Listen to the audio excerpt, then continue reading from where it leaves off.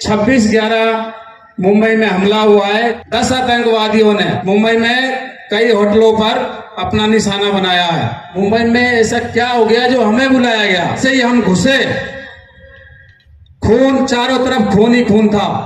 Wife, बच्चा, माँ, बाप सबको मार रखा था। उनको देख के ही हमारे जितने भी कमांडो थे एक खून बोल रहा था, क्योंकि मीडिया जो हमारा को पूरा लाइव दिखा रही थी और हमारा जो ऑपरेशन था वो थोड़ा लीक हो रहा था। वादी को ढेर करा, ऊपर वाले का पता नहीं था कहाँ है। उन्होंने जितनी भी 2 मैगजीन थी वो अंधाधुंध 30-40 राउंड वो मेरे ऊपर फायर कर दिया। गरम खून था, कुछ पता नहीं था गोलियां कहाँ कहाँ लगी है। तो गोलियां लगी थी मुझे 8। आज भी 26/11 की यादगार में अपने हार्ट के पास, मेरे पास सीने में घर के माँ बाप होते हैं, फैमिली, बच्चे होते हैं, वही समझ सकते हैं जब उसका बेटा लड़ाई लड़ रहा होता है। तो उसी टाइम 3 महीने का एक छोटा बेटा हुआ ही था। उससे मेरी सिर्फ 2 मिनट बात हो पाई होगी वाइफ से। तो मैंने उस टाइम यही बोला था वाइफ को, मेरे बच्चों से बात करा दो, क्या पता मैं लौट के आऊं या नहीं आऊं। जब ये 26/11 मुंबई हमला हुआ था तो हम मानेसर एनएसजी में तैनात थे और मेरे भाई कमांडो सुरेंद्र सिंह भी साथ थे। तो जब हमें पता चला, हम उस टाइम एक ही बैच के थे, एक ही बैच के शुरू से ट्रेनिंग कर रहे थे और मेरी जो एक्टिविटी थी सुरेंद्र भाई को पता थी और सुरेंद्र भाई की एक्टिविटी मेरे को पता थी। हम दोनों कभी अपने ट्रेनिंग में मार नहीं खाते थे। क्यों? क्योंकि हम मन लगा के उसको काम करते थे और उसको सीखते थे, और वही हमें करने को 26/11 मुंबई हमले में मिला। जब हम को बताया गया कि 26/11 मुंबई में हमला हुआ है, कई 10 आतंकवादियों ने मुंबई में कई होटलों पर अपना निशाना बनाया है। हमें यहाँ से दिल्ली से भेजा गया था। जब कमांडो सुरेंद्र सिंह भी हमारे साथ थे, एक ही फ्लाइट में हम थे और एक ही बैच के थे और एक ही साथ बैठे थे जब हम फ्लाइट में। तो बस यही जहन था कि मुंबई में ऐसा क्या हो गया जो हमें बुलाया गया। ऐसी वहां भी फोर्स है जिनसे कंट्रोल नहीं हो रहा। तो एक एनएसजी कमांडो एक ऐसा दस्ता है जो हमारे जो साथी बैठे हैं और मेरे पिता समान हैं, वो भी बैठे हैं, उन्होंने भी सर्विस करी है कि एनएसजी कमांडो को जब ही हिलाया जाता है जब चारों तरफ से कंट्रोल नहीं होता। तो हम भी उस 26/11 के को जब हम गए यहाँ से, और मेजर संदीप उन्हीं कृष्ण की हम टीम में हिस्सा थे जो आज हमारे बीच नहीं है। उन्होंने अपनी टीम में ऐसे बंदों को रख रखा था जो वहाँ कुछ बेस्ट कमांडो थे, तो उनका हिस्सा मैं भी था। जैसे ही हम यहाँ की एयरपोर्ट से, दिल्ली से 3 बजे की फ्लाइट से हम रवाना हुए, वहाँ जाके मुंबई हम 5 बजे जैसे लैंड करे तो मुंबई की पुलिस हमें लेने के लिए आई हुई थी। जैसे ही हमें पुलिस की गाड़ियां हमें लेने के लिए आई और हम जैसे गाड़ियों में बैठ के ताज होटल के पीछे एक लॉबी बनाई गई है, वहां छोड़ा गया था। अभी ये पता नहीं था कि जाना कहाँ है। जब मेजर संदीप के साथ हम लीड कर रहे थे तो हमें ताज होटल में जाने का मौका मिला और जो बाकी कमांडो थे जो Oberoi hotel, Nariman house hotel, उनमें गए।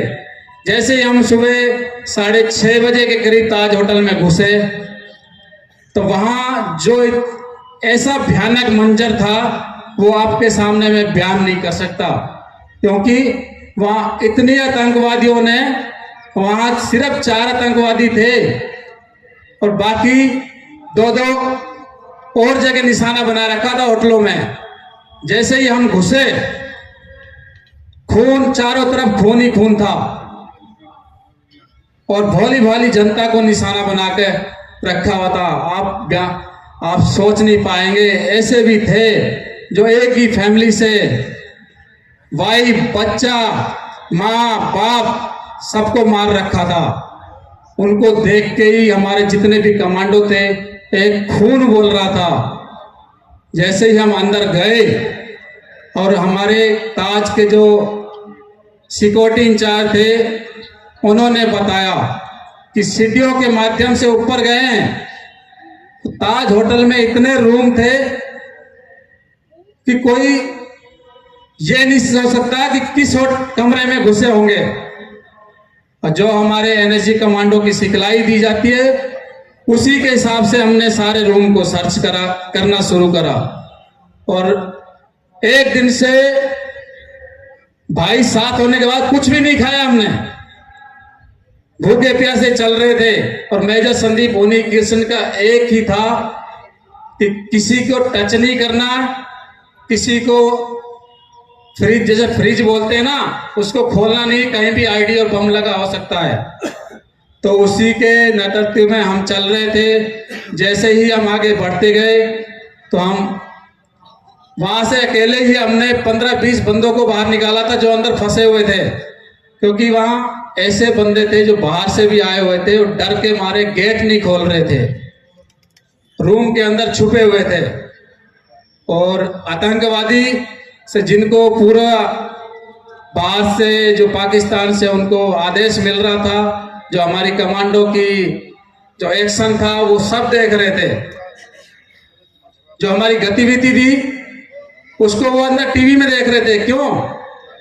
क्योंकि मीडिया जो हमारा को पूरा लाइव दिखा रही थी और हमारा जो ऑपरेशन था वो थोड़ा लीक हो रहा था।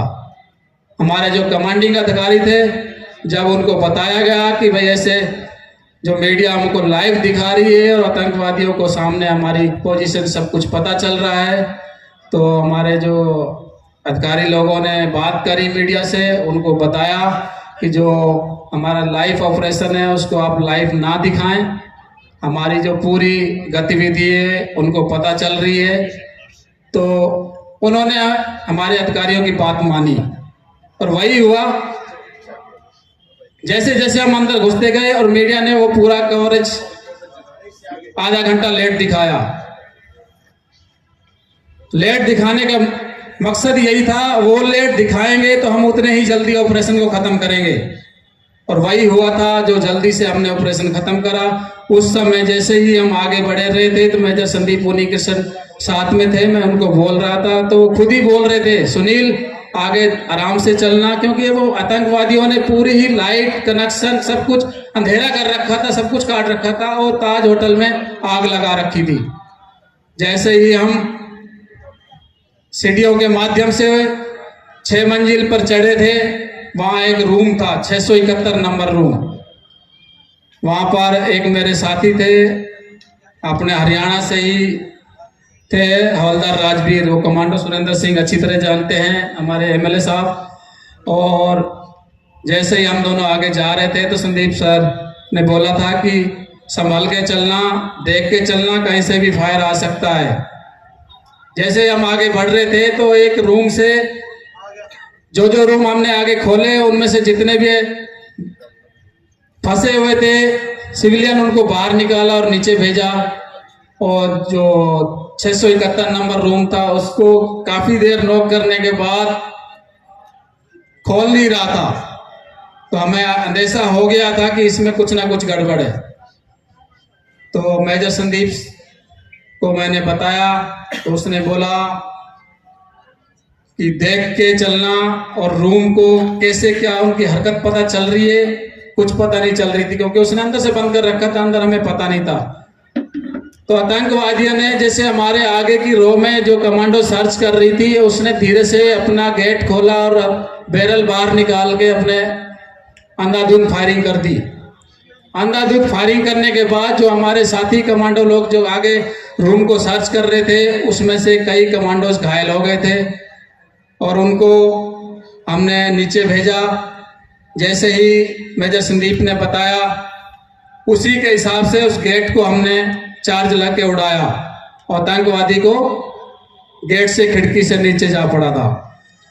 जाने के बाद उस होटल में आग लग गई थी। आग लगने के बाद वहां पर दम सा घुटने लग गया था।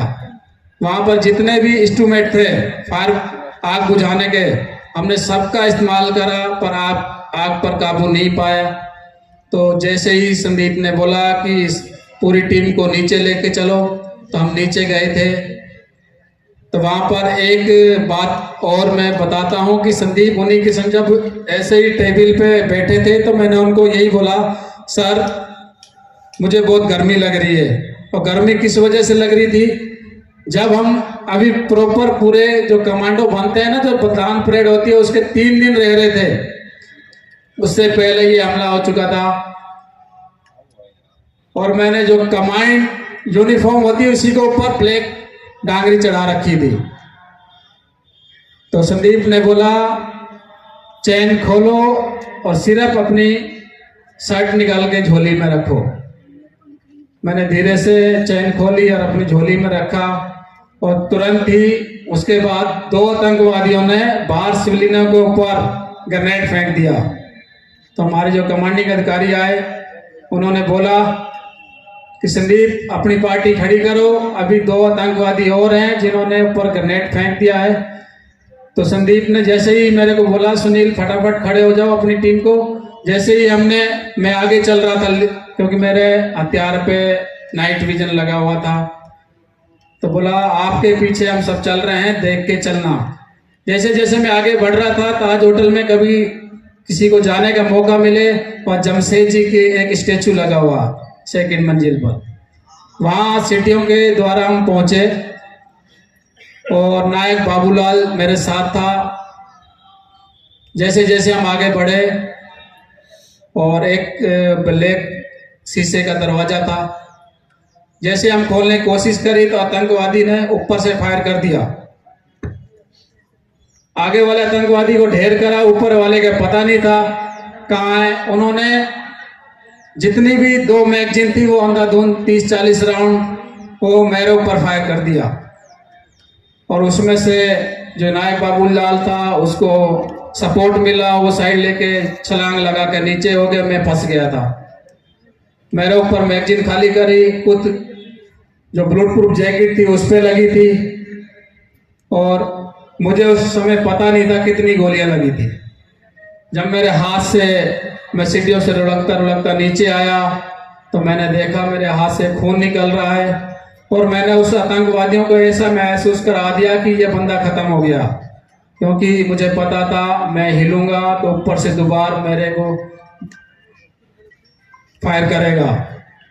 तो उसको ये लगा कि ये कमांडो खत्म हो गया है। उसी 5 मिनट के दौरान मेजर संदीप उन्नीकृष्ण मेरे थोड़े नजदीक आए। उन्होंने पूछा, मैंने बताया कि सर मुझे गोली लगी है, हाथ से खून निकल रहा है। तो उन्होंने यही बोला घबराना नहीं, हम हैं आपको पीछे। तो उन्होंने 2 बंदे कमांडो जो भेजे, जैसे ही उसने भेजे तो आतंकवादी ने ऊपर से फिर ग्रेनेड फेंक दिया। ग्रेनेड फेंकने के बाद मैं चल के, मेरे को बाहर लेके गए। मैं जब चल के जा रहा था तो मैं खुद चल के एम्बुलेंस में गया था। जब मेरी कंधे की ये गोली निकल रही थी, जब मुझे होश था, डॉक्टर जब निकाल रहे थे गोली,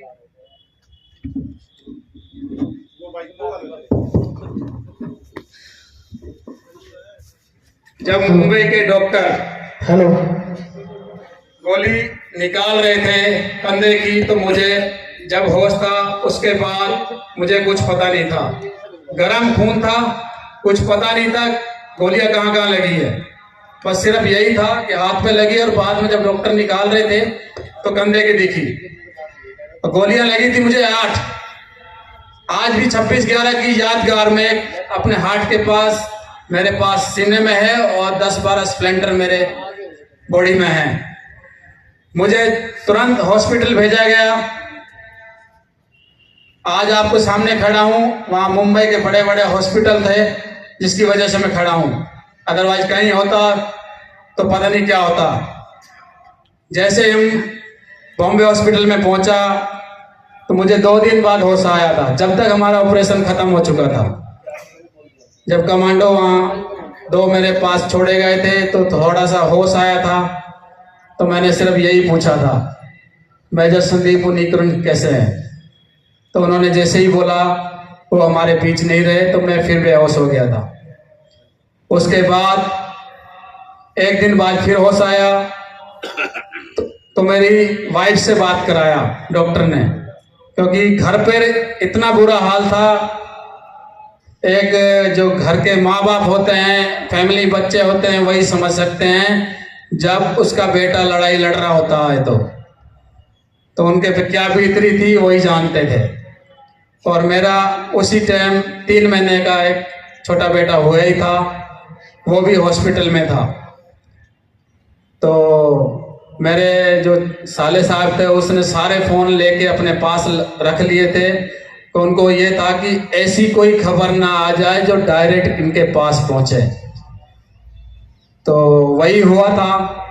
जब डॉक्टर पराग मुंशी ने बात करी थी तो उनसे मेरी सिर्फ 2 मिनट बात हो पाई होगी वाइफ से। तो मैंने उस टाइम यही बोला था वाइफ को, मेरे बच्चों से बात करा दो, क्या पता मैं लौट के आऊं या नहीं आऊं। बस इतनी बात हुई थी।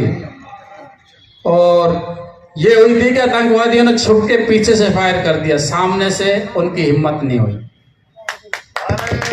ठीक है। तो आज भाई करमवीर भाई साहब ने जय हिंद मंच के माध्यम मुझे यहाँ बुलाया, आप लोगों का अच्छा प्यार मिला और ऐसे ही भाई हमेशा जुड़े रहे, मैं यही सर से अपेक्षा करता हूँ। और आप सभी का धन्यवाद जय हिंद करना चाहता हूँ। जय हिंद, जय भारत। जय भारत।